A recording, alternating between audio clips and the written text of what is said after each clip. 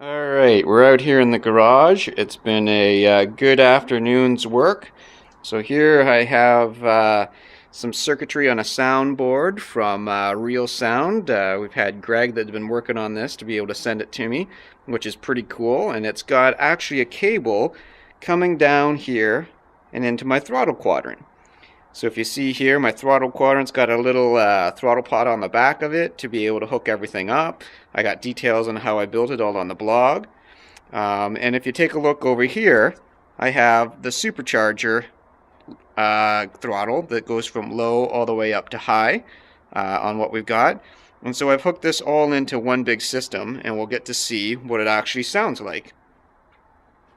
Okay, so hopefully this works and my phone doesn't fall down. I actually have it taped onto a lamp here to be able to film this. But you should be able to see everything that happens.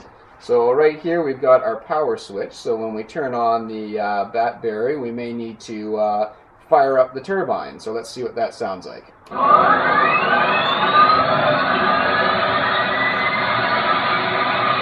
So it goes through its sequence to be able to get the turbine all fired up, and then let's see what happens when we use the throttle.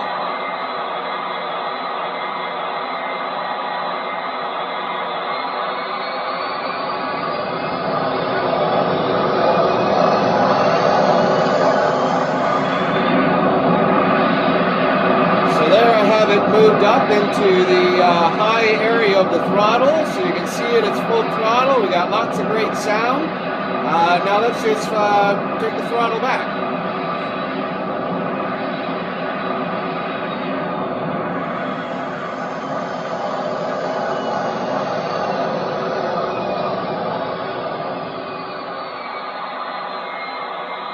So there, now it's back to the idle speed of the turbine, and then we can go through the shutdown sequence.